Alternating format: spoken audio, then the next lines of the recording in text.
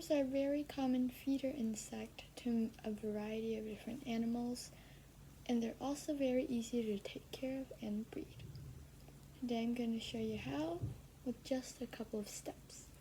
The mealworm is the larvae or baby stage of the darkling beetle. They stay in the larvae stage for about a couple weeks depending on the temperature, and then pupate into pupa. The warmer the temperature, the quicker they pupate. The lower the temperature, the slower they pupate. However, you don't want it to get too low. I recommend keeping them around room temperature from maybe 65 to 85 degrees. Once they're in the pupa stage, they come out in a very milky white.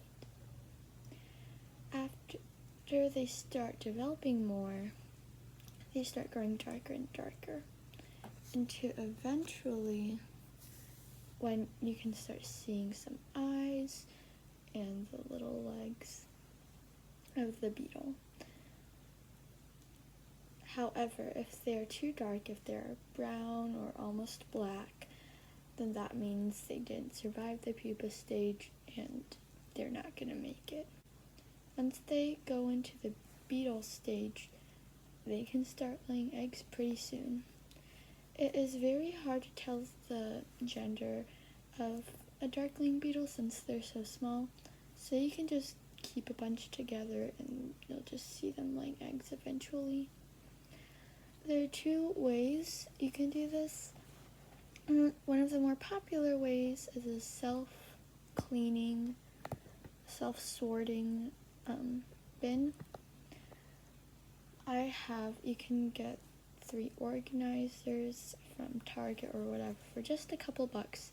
So the top bin, you can have the beetles, and then you can cut a hole in the bottom and put screen under it.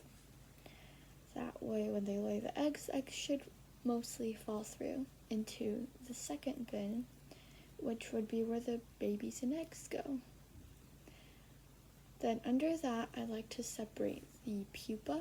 That way when they hatch out, they don't start eating the mealworms. And then when they hatch out, you can just go ahead and put them in the beetle bin, unless you feed them first. The second way is you can put cotton balls or cotton pads inside of wherever you're keeping all the beetles. And I've noticed since they're very soft, the beetles like to lay their eggs there. And then just swap whatever they're using every couple of days or weeks, and then you'll see babies in it pretty soon. To use both of these ways, but here I have an example of the cotton pad. This was maybe from a couple weeks ago, and the babies have started hatching. They're really small,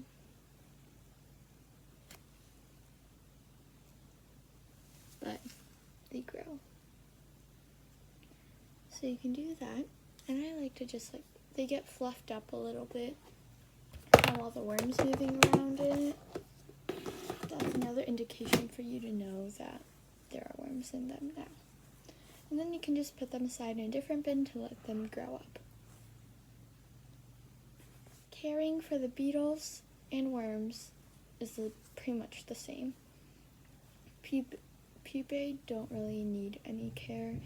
Just give them the right temperature and separate them from the beetles and mealworms just so they don't get eaten. For the beetles and mealworms, you want to have some sort of substrate. I do recommend having a loose substrate because in the wild they burrow a lot, so even though they're really common, they can be quite difficult to find since they're underground. Here I like to use oatmeal, or just dried oats that I crush up. They don't have to be crushed, but I find that this makes it easier for them to burrow in. You can also use different grains and seeds, because this also doubles as a food source.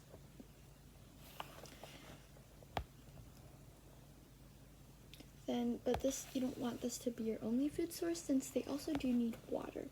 However, they live in a drier climate, so you don't want to be like spraying or misting them too often. You can do it sometimes to get some water on the walls of wherever they're housed into and they can drink off of that, but you don't really have to. Instead, you can give them water through carrots, potatoes, or other fruits or vegetables. I like to use carrots and potatoes because they rot a lot slower, they last a lot longer, and since these animals are decomposers and scavengers, they can still eat the stale food. However, you do want to remove them if they start rotting or molding because that just gets really unsanitary and unhealthy for your beetles and mealworms. And remember that whatever they're eating goes into whatever animal you're feeding them to, so try to keep it a healthy diet and gut load them before you feed them to your pet or other animal. You can also provide hides for them since they do enjoy darkness sometimes. This can be very simple. You can just give them some paper towel rolls cut in half or paper cups that have openings cut in them. Some examples. You can cut them in half again to make them smaller. It's really your choice. You can also make little openings if you want to. It doesn't really matter, it's just so they have a place to retreat to. Now, again, for water, you don't give them standing water, like in a bottle cap or something, because this can make them drown on accident, and you don't want that to happen. Last key point is just to make sure that they have proper ventilation. If you're keeping them in bins like this isn't where I'm keeping them, I just like to keep some bedding in here. Have proper ventilation. I like to drill holes in the top, or you could do it on the side as well. If you're going to be using an organization sort of method, a lot of times there will be some openings in the top of where the bin is, but just double check to make sure. And also double check to make sure that they can't get out of there, since they are pretty small, but they can't climb on smooth surfaces. So if your walls are like taller than they are, at least maybe this tall, then they shouldn't be able to get out. But still, if you're not using organization kind of thing, have a cover.